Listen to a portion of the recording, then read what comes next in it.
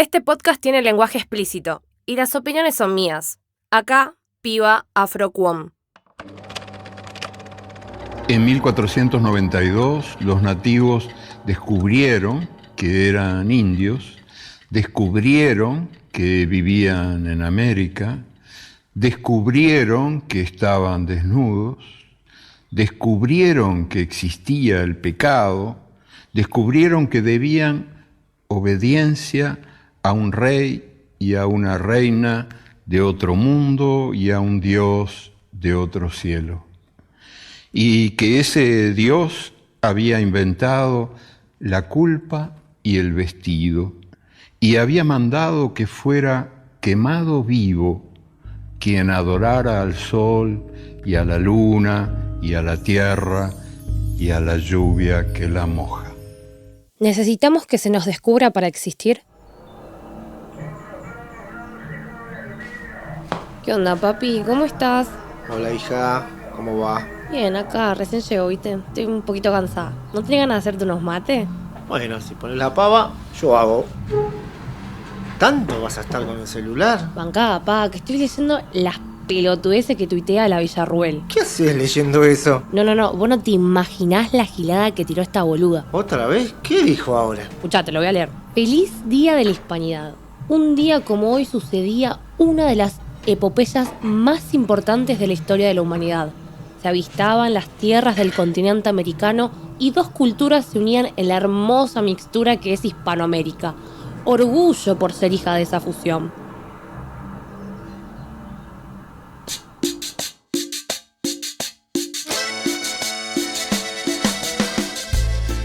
Desde Buenos Aires, pero no desde Capital. De allá, del otro lado del riachuelo. Ese famoso conurbano de zona sur, ¿viste? De ahí vengo. Acá, piba Afroquom. Esto es Cabecita Negra, un podcast para poner el racismo argentino sobre la mesa.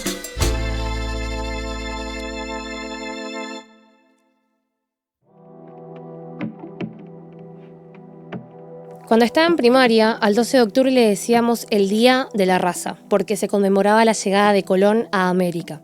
Al día de la fecha, aunque me dé un poco de vergüenza decirlo, existen personas que ocupan un rol en el gobierno que festejan este día. Y no me sorprendería si creyeran en una raza biológica que determina las capacidades.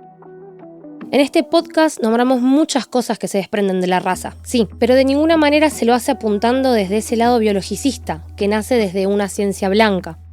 Esa misma propone una perspectiva de que existe una raza blanca y que es esa superior en lo moral y lo evolutivo a cualquier otra raza, en especial si era negra. Es así como lograron tener el poder de hacer y deshacer lo que desean sobre la vida de las personas tanto negras como indígenas. La raza es una, la humana.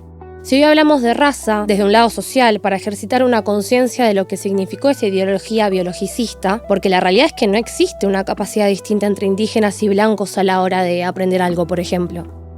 Lo que existe es un trato distinto y oportunidades distintas.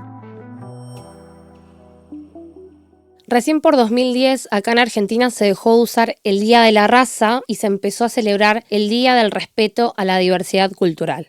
Es un cambio significativo y simbólico porque pretende promover una reflexión, un diálogo, un reconocimiento y un respeto por todas las comunidades originarias.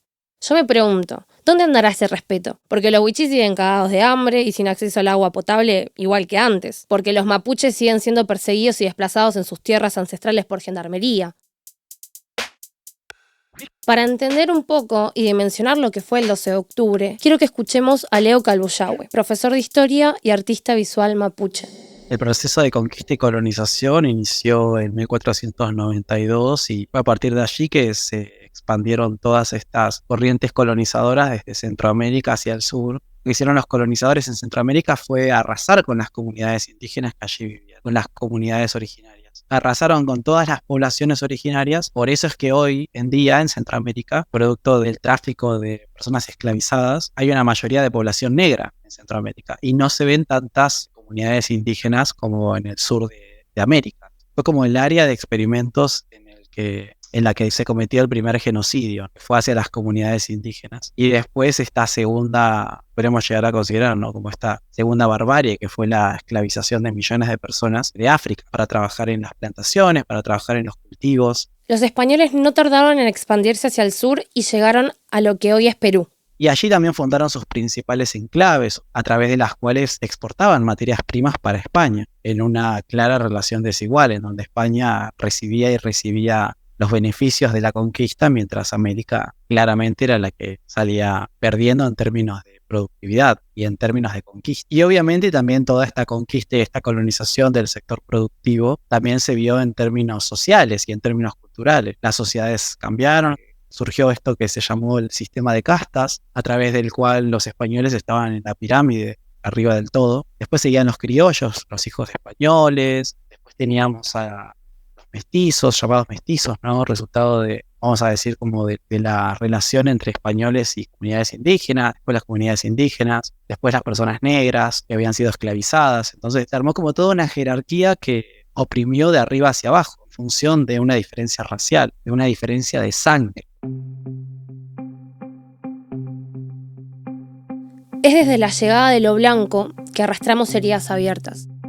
Una de estas heridas es la que se llama cultura de la parálisis. Según el escritor Eduardo Galeano, al que escuchaste ni bien arrancó este episodio, esta cultura es la que nos enseña a aceptar la realidad y nos prohíbe cambiarla.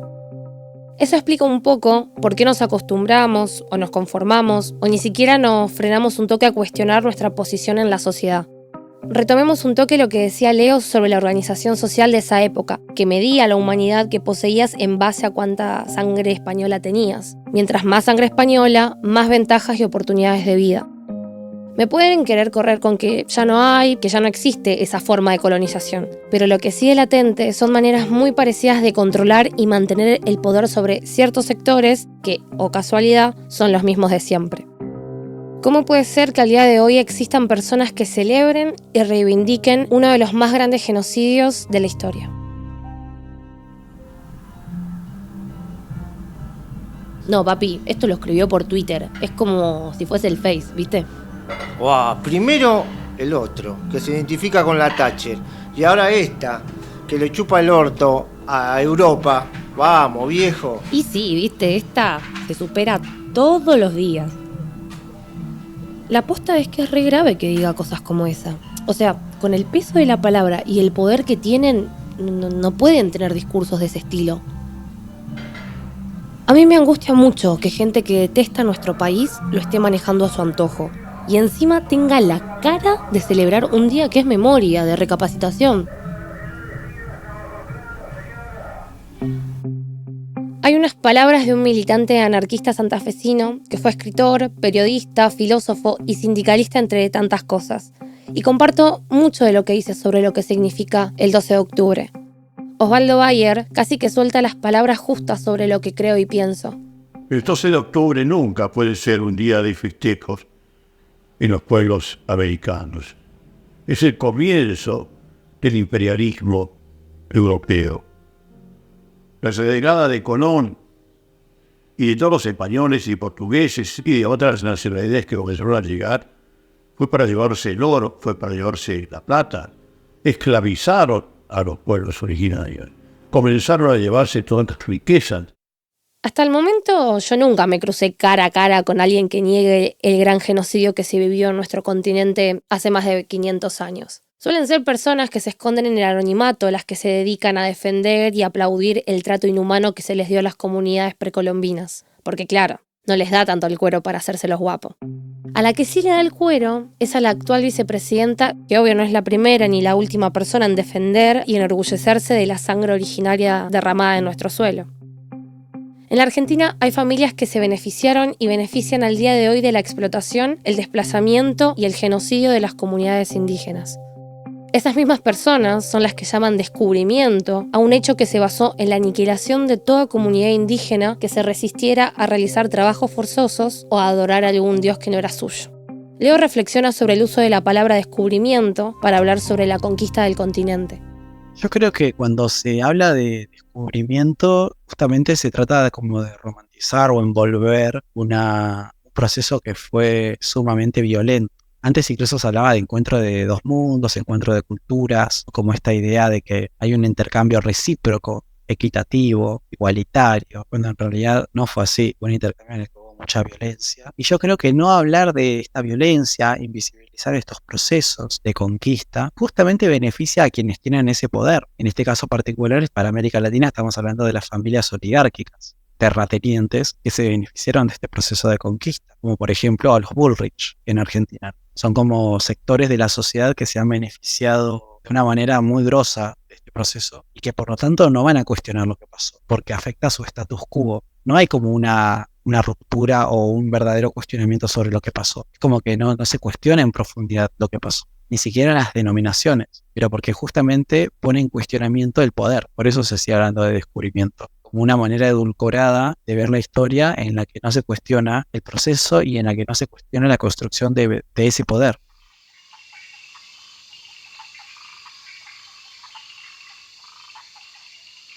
Antes de que las botas colonizadoras pisaran lo que hoy es la República Argentina, ya existían civilizaciones que habitaban estos suelos. Decenas de comunidades que tenían sus propias formas de pensar y vivir. Los yámanas, que se ubicaban por la zona del Canal del Beagle hasta el Cabo de Hornos, eran una comunidad canoera que vivía de la pesca y la recolección de mariscos. Ahí en el sur, en el resto de la isla de Tierra del Fuego, estaban los cazadores especializados en la caza de guanacos, los Eklam. Mientras que por el este, en la península Mitre, vivían los Aush, un grupo que vivía de la caza de lobos marinos y el aprovechamiento de ballenas que quedaban varadas en la costa. Por el norte del estrecho y hasta Río Negro estaban los pueblos tehuelches o tezoniquera, cazadores nómades que usaban y construían armas como las boleadoras, el arco y la flecha. Esta comunidad estaba dividida en varios grupos, entre ellos los Aonikenk del extremo sur y los Tehuelch en el noroeste. En la región de La Pampa, los Ganekenk tenían una forma de vida muy similar a los de la Patagonia, pero se diferenciaban por usar ollas de cerámica para cocinar frutos de algarrobo. En la zona del litoral vivían en chozas de rama la comunidad chaná, que se dedicaba a la recolección, pesca y caza de pequeños animales. En la provincia de Entre Ríos y en algunas zonas del oeste del río Paraná habitaba el pueblo charrúa, que solía usar el arco, la flecha, las boleadoras y las lanzas. Entre las fracciones de Entre Ríos también estaban los guenoas, minuanes, embehuagues y mocoretaes, mientras que al noreste, en Corrientes, vivían leyaros. La mitad de la región chaqueña era habitada por distintas comunidades. Entre ellas estaban los cuom, los mocovíes, los avipones y los pilagás. Todas ellas eran cazadoras que además consumían miel y pescado. Al noroeste de estos, en el oeste del Chaco y Formosa, y el este de Salta y Jujuy, estaba la comunidad Huichi, que llevaba un estilo de vida muy similar, pero adaptado a un clima mucho más seco. En la provincia de Tucumán y partes del centro-oeste de Salta habitaban los cazadores y recolectores vilelas. Estos habían desarrollado algunas formas de agricultura para ese entonces. Además, formaban grupos de guerreros y se decía que hasta usaban flechas envenenadas. Por la costa oriental del río Paraná, en la provincia de Santa Fe, vivían un conjunto de diferentes comunidades. Entre ellas estaban las mepenes, calchines, chiloazas, corondas, timbúes y carcaraes, quienes habían desarrollado una agricultura sedentaria y además cazaban animales pequeños junto a la pesca que ya desarrollaban. Su transporte principal para moverse de una isla a otra eran las canoas.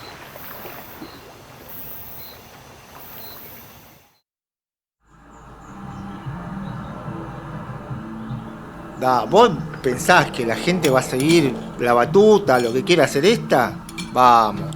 ¿Qué sé yo, pa? ¿No te preocupa que gente que piense así tenga el poder de hacer y deshacer a su antojo todo? O sea, a ver, pensá. Si antes las comunidades originarias ya pasaban necesidades básicas para poder vivir, imagínate ahora que gobierna una pichón de Videla que se cree más europea que otra cosa.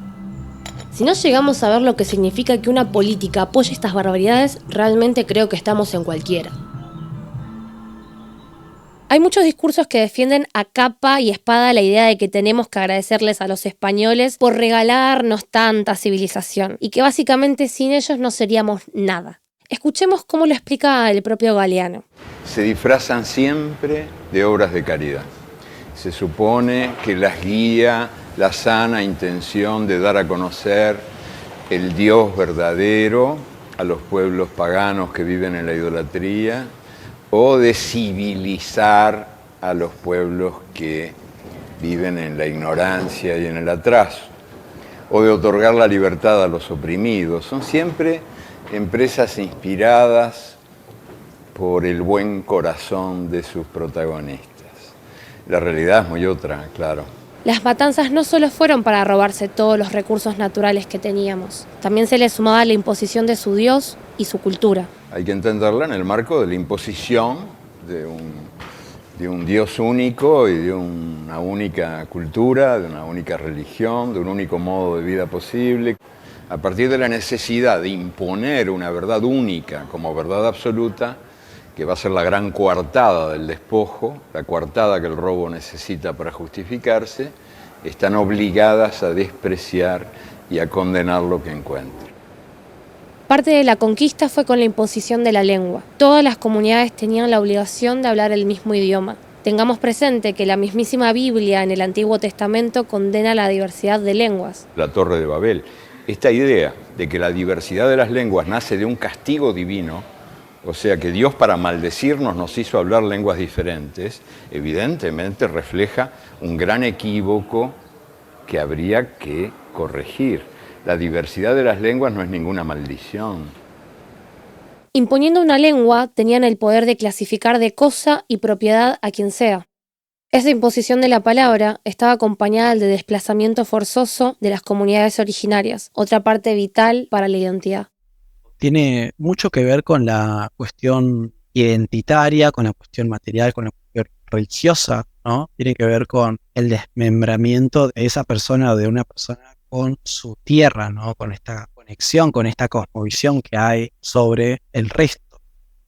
También implica una falta muy grave a la memoria, ¿no? Porque muchas veces después estos relatos o estas narrativas del desmembramiento no trascienden generaciones, porque muchas veces es mejor no recordar. Entonces aparecen estos baches históricos, estos baches en la memoria familiar en los que uno no sabe de dónde es, siendo de una comunidad originaria, por ejemplo. No se sabe cuál es la pertenencia, justamente por la violencia que trae este proceso. Cuando se intenta imitar alguna forma de hablar argentina, lo primero que sale a decir es che boludo. La palabra che viene del guaraní, es un posesivo de la primera persona. Significa mi, o sea, cuando vos decís chamigo, estás diciendo mi amigo. La palabra che también está dentro de la lengua mapudungún, significa gente, que por ejemplo mapuche quiere decir gente de la tierra. Las palabras que elegimos para expresarnos muestran nuestro ser político. Seamos conscientes de eso o no. Muchas personas creen que la resistencia solo se puede dar desde lo físico del enfrentamiento, pero la resistencia también es conservar y cuidar la lengua que intentaron borrar. En Argentina, por más español que hablemos y tengamos el acento que tengamos, porque claro, vos estás escuchando una tonada que es del conurbano de Buenos Aires, que no se parece en nada a la tonada tucumana, por ejemplo. Con esas diferencias y todo, no significa que estemos plenamente colonizados desde el idioma. Al contrario, tenemos presente una banda de palabras en guaraní, quechua y mapudungún. Cuando en su momento al verdulero vos le pedías la yapa, ¿viste? Bueno, ahí estabas usando una expresión que viene de la palabra quechua ñapa, que significa ayudar, aumentar o añadir. O ponele que pasabas por una parrillita y le decías que te hagan un sanguchán de chinchulines. Ahí también estás usando otra palabra que viene del quechua, chunchu, que significa intestinos.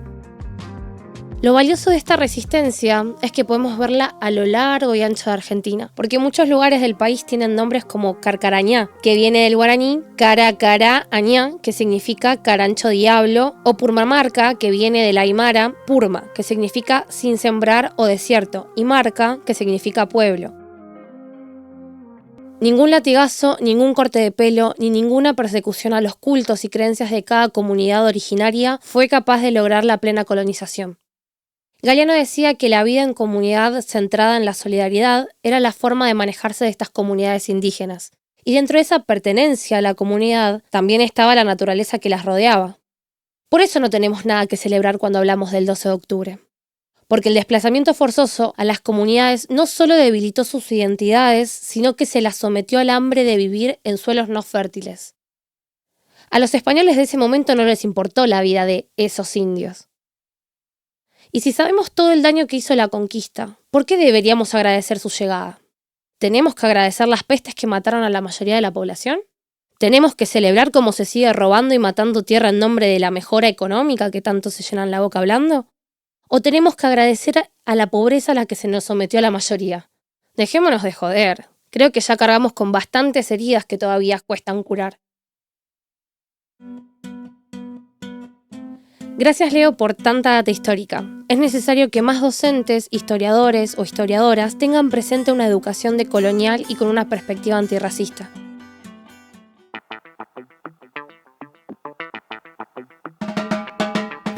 Esa, bien ahí que llegaste hasta acá. Estoy segura de que me terminaste odiando o amando. No hay punto medio para esto. Cabecita Negra es una idea original de Piba Afrocuón presentada por el programa Sondap de Spotify y producida por Parque Podcast. En la coordinación general tenemos a la Arlen Buchara, quien produce, corrige guiones y asiste en la dirección de voz es la Lucila Lopardo. El diseño de sonido y dirección va de la mano de la Paula Manini, editó la Camila Díaz Costilla, Rubén Ordóñez es el encargado del mastering y la Rocío Frigerio es quien diseña el arte de la serie. Gracias a vos, Cabecita, por escuchar y estar. Hasta el próximo episodio.